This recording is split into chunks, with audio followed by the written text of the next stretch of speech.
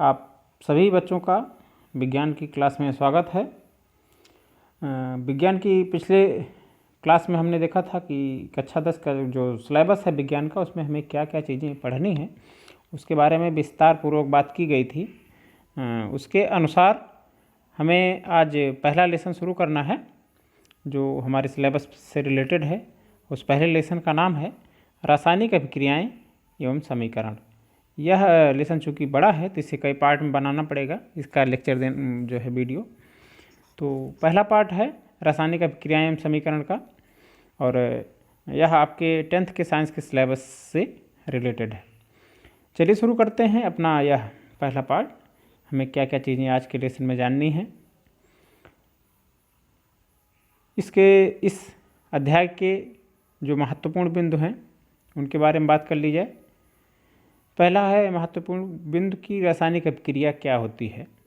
रासायनिक अभिक्रिया की परिभाषा देखेंगे, किसे हम रासायनिक अभिक्रिया कहते हैं उसके बारे में समझेंगे।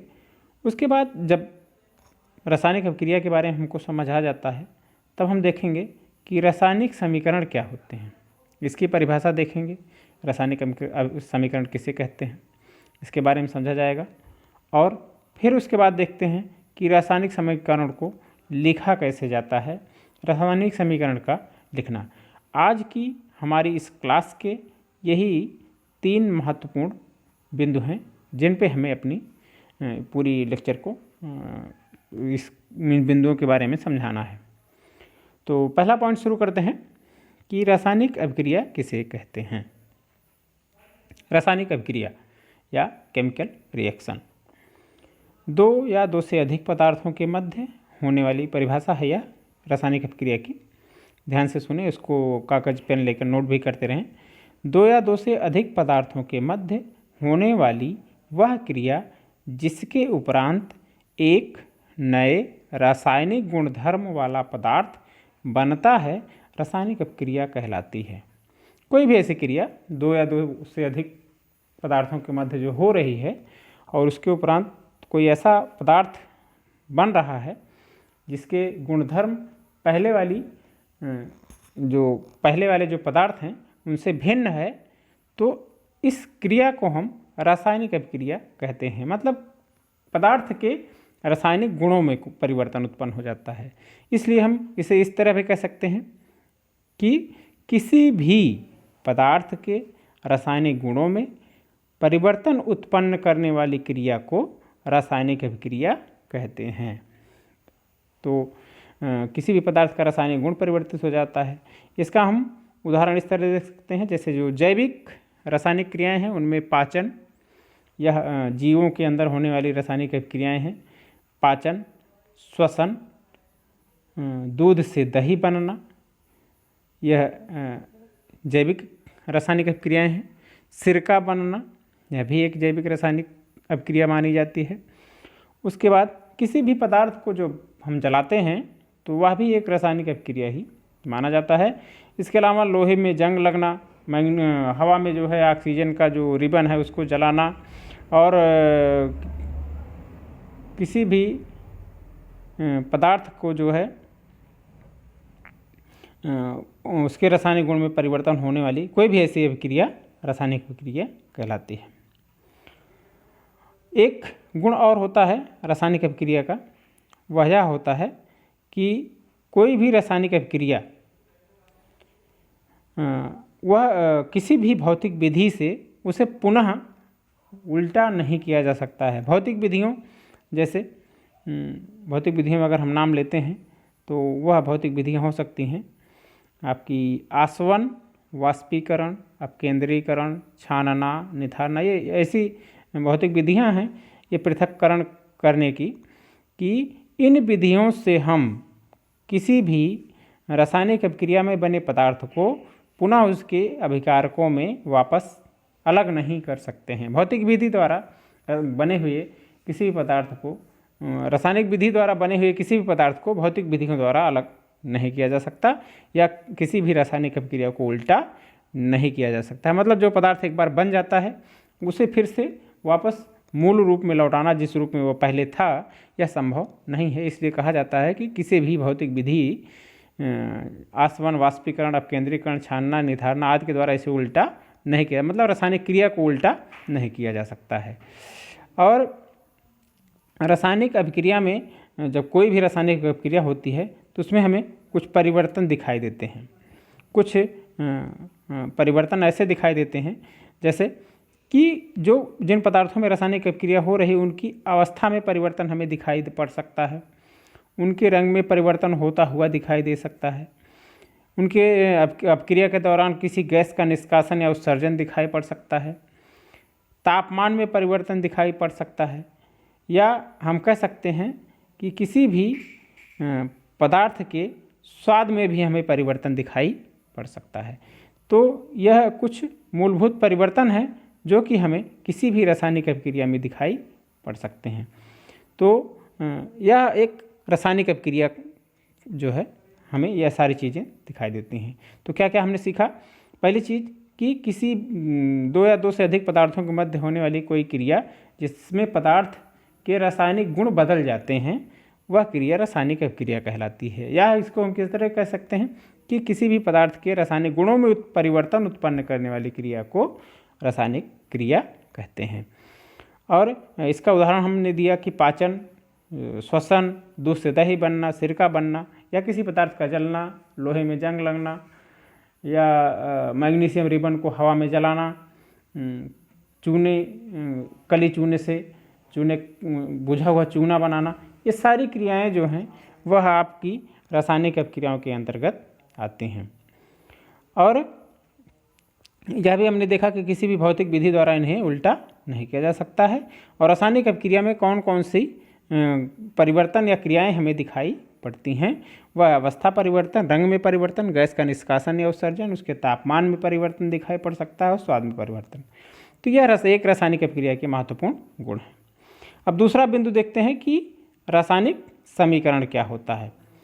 रासायनिक समीकरण में यह हम देख सकते हैं कि इसे रासायनिक समीकरण को केमिकल इक्वेशन भी कहा जाता है।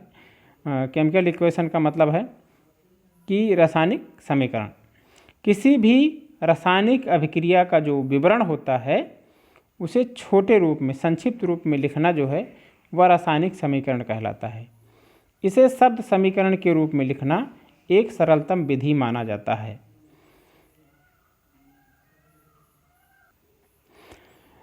किसी भी रासायनिक अभिक्रिया के विवरण को उसके शब्दों में संक्षिप्त रूप में लिखना यह एक सरलतम विधि होती है किसी भी रासायनिक अभिक्रिया का विवरण लिखना। जैसे अगर हम मैग्नीशियम रिबन को जब हवा में जलाते हैं तो मैग्नीशियम ऑक्साइड बनता है। इसको हम संक्षिप्त रूप में लिख सकते हैं कि संक्षिप्त रूप में लिखने की जो विधि है कि मैग्नीशियम एक तरफ हमने लिख दिया, दूसरी तरफ ऑक्सीजन लिख दिया, तो दोनों के जो बीच क्रिया होती है जलाने से मैग्नीशियम को ऑक्सीजन की उपस्थिति में, तो बनता है मैग्नीशियम ऑक्साइड। तो यहाँ पे हम यह विवरण जो है काफ़ी बड़े रूप में अगर हम इस तरह इसको विवरण को लिखेंगे तो काफ़ी लंबे में हो जाता है कि मैग्नीशियम को ऑक्सीजन के साथ हवा में, मैग्नीशियम को हवा में ऑक्सीजन के साथ जलाया जाता है तो मैग्नीशियम ऑक्साइड बनता है। ये पूरा विवरण जो है इसको शॉर्ट में हम छोटे रूप में लिख सकते हैं या उसके शब्दों के रूप में लिख सकते हैं। इसे हम शब्द समीकरण कहते हैं। यह एक किसी भी समीकरण को लिखने की एक सरलतम विधि मानी जाती है। और एक चीज़ महत्वपूर्ण यह है कि हमें एक चीज़ देखने को मिलता है कि बीच में तीर का निशान लगा हुआ है। इस तीर के निशान की तरफ कुछ पदार्थ लिखे हैं और तीर के निशान के दूसरी तरफ कुछ पदार्थ लिखे हुए हैं। वह सारे पदार्थ जो तीर के निशान के बाईं तरफ लिखे हुए हैं वह कहलाते हैं अभिकारक। उन्हें हम अभिकारक कहते हैं। जितने भी पदार्थ तीर के बाईं तरफ लिखे जाते हैं, चाहे एक हो, चाहे दो हो, चाहे तीन हो या चार हो, उनकी संख्या चाहे जितनी हो, उन्हें हम हमेशा अभिकारक या रिएक्टेंट कहते हैं। और चूँकि बाईं तरफ लिखा जाता है तो बाईं तरफ लिखा होने के कारण इसे हम LHS लेफ्ट हैंड साइड कहते हैं अभिकारकों को। तो लेफ्ट हैंड साइड में लिखे होते हैं, यह LHS पोर्शन है किसी भी समीकरण का। दूसरी चीज़, जो तीर के बाईं तरफ लिखा जाता है जो भी पोर्शन, वह जो है उत्पाद कहलाता है या प्रोडक्ट कहलाता है। तीर के बाईं तरफ लिखा हुआ कोई भी पदार्थ। और चूंकि यह दाईं तरफ है तो इसे हम RHS या राइट हैंड साइड कहते हैं। तो किसी भी समीकरण में LHS होता है अभिकारकों का और RHS होता है प्रोडक्ट का। यह हमें हमेशा ध्यान में रखना है कि रासायनिक अभिक्रिया में अभिकारक क्या होते हैं, उत्पाद क्या होता है और LHS क्या होता है, RHS क्या होता है। यह चीज़ें हमें हमेशा किसी भी रासायनिक समीकरण को समझने के लिए आवश्यक होती हैं। तो यह एक जो है समीकरण को लिखने की, या जो अगर हम किसी भी विवरण को इस प्रकार से लिखते हैं तो यह रासायनिक समीकरण कहलाता है। मतलब किसी भी विवरण को शब्दों के रूप में लिखना, वह जो है रासायनिक समीकरण कहलाता है। अब हमारा जो अगला महत्वपूर्ण बिंदु है वह यह है कि रासायनिक समीकरण को कैसे लिखा जाता है। इसको हम देखते हैं कि रासायनिक समीकरण को कैसे लिखते हैं। यहाँ पे एक चीज़ ज़रूरी है कि जो शब्द समीकरण लिखे गए हैं, शब्द समीकरणों में जो जैसे यहाँ पे मैग्नीशियम का लिखा गया है, तो मैग्नीशियम ना लिख करके मैग्नीशियम पदार्थ का रासायनिक संकेत लिखा जाए। किसी भी पदार्थ का सूत्र या रासायनिक संकेत का उपयोग करके किसी भी रासायनिक समीकरण को अत्यंत ही संक्षिप्त रूप में लिखा जा सकता है और बहुत ही उपयोगी बनाया जा सकता है। जैसे यह जो उपरोक्त समीकरण है कि मैग्नीशियम को ऑक्सीजन की उपस्थिति में जलाया जाता है तो मैग्नीशियम ऑक्साइड बनता है। इसको हम शब्दों में, इसके मैग्नीशियम ऑक्सीजन को शब्द के रूप में न लिख करके बल्कि इनके रासायनिक संकेतों को हम लिखते हैं तो वह और भी संक्षिप्त और छोटा हो जाता है। मैग्नीशियम को हम लिख देते हैं Mg, ऑक्सीजन को हम लिख देते हैं O2 और जो पदार्थ बन रहा है आपका मैग्नीशियम ऑक्साइड, उसको लिख देते हैं MgO। तो आप इस शब्द समीकरण को और संक्षिप्त और उपयोगी बना सकते हैं। एक चीज़ यह महत्वपूर्ण है कि किसी भी कोई भी समीकरण जब सूत्र संकेत के रूप में लिखा होता है तो वह हमेशा अपने सबसे संक्षिप्त रूप में ही होता है।